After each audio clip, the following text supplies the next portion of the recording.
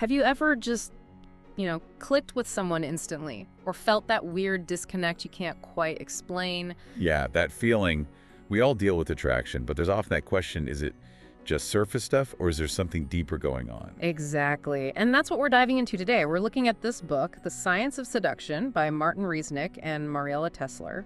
Right, and it's interesting because it really tries to get past those quick tips you see everywhere. It wants to understand the basic forces behind it all. Totally. And the authors, it's a physicist and a psychologist working together, which I found fascinating. Different fields, same question, what drives desire? And they back it up. It's not just opinion. They mention pulling from, over 80 scientific studies? Behavioral experiments, too. Yeah, serious research. So our mission here really is to pull out the key ideas from their work. We want to see what the science tells us about attraction, maybe help you listening get a clearer picture of your own connections. Without getting bogged down in, super technical jargon. Exactly. Keep it relatable. So what's cool is how they ground it in cognitive psychology, evolutionary biology, even neuroscience. Right. It's not just pop psychology advice. No, they're trying to answer those big questions, like you said earlier. Why are we drawn to certain people? That initial spark, what is that?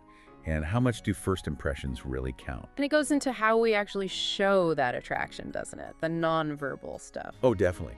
Body language comes up a lot. Confidence, too, even the tone of your voice. It's more than just the words we use. Much more. It's the whole package, how you present yourself.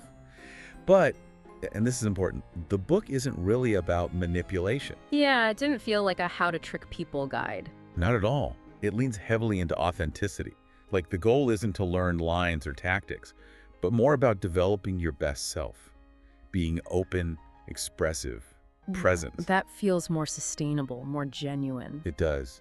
And they even point to research suggesting that showing some genuine vulnerability, appropriately, of course, can actually be more attractive than trying to seem perfect all the time. That's interesting. Kind of goes against the grain of some advice out there. It really does. So it steers away from game playing and more towards fostering real connection. They talk about your self-image, emotional intelligence. Being comfortable with who you are. Exactly.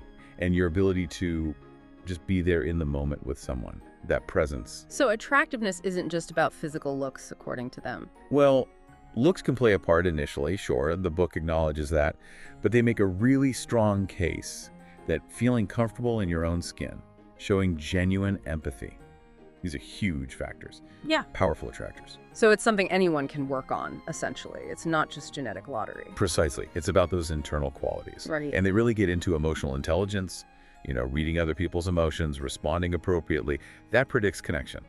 Okay, so we've got the science angle, the focus on being genuine, but does it give you practical things to actually do? Any concrete tools? Yeah, it does get practical. They give examples, like specific things about body language, keeping an open posture, not being all fidgety, that kind of stuff. Adjustments. Right. And vocal tone, how to sound more engaging.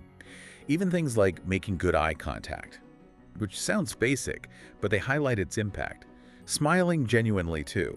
Things we might overlook but actually matter. Definitely. And they also tackle how to approach people with more confidence, which, let's face it, can be a big sticking point for many. True. It's good they offer some actionable steps. Now, what about, well, everything's online these days. Smartphones, dating apps.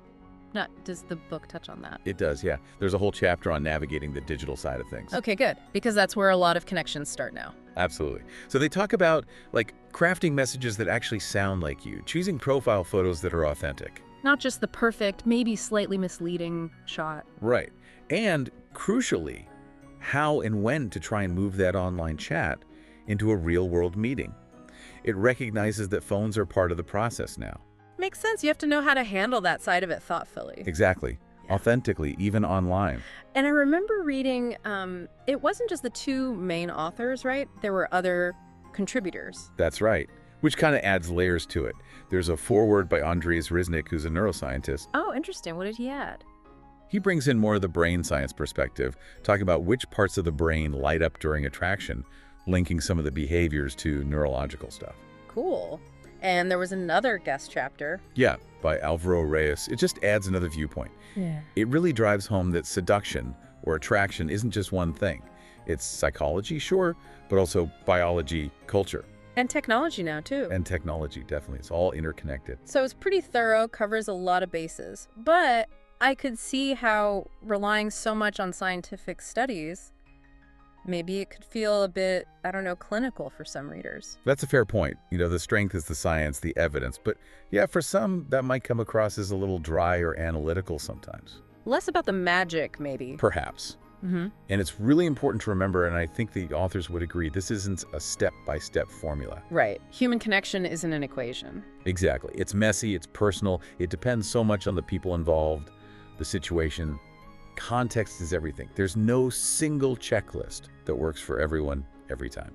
Okay, so that's a good caveat. We've got the science, the authenticity piece, the practical tips, the different angles, and the note that it's not a rigid playbook. So, wrapping this up, what's the big idea someone should take away from this deep dive into the science of seduction? I think ultimately the book frames attraction less as a game you need to win and more as, well, a path to understanding yourself better. Self-discovery through understanding attraction. Kind of, yeah. By grasping some of the principles, the psychology, the biology, you get insights into your own patterns, your preferences, how connections work generally. It's about building self-awareness first. And that self-awareness helps build better relationships. That seems to be the core idea, a foundation for more meaningful connections. So whether someone's looking to improve their dating life, or they're just fascinated by human behavior, or maybe just plain curious about desire, it sounds like there's something valuable here. I think so. It offers some solid, evidence-backed ways to think about it all. Which leads to maybe a final thought for everyone listening. Yeah, maybe something to chew on. How might understanding these scientific ideas we've talked about, even just a little bit, change how you see your own interactions, both online and off?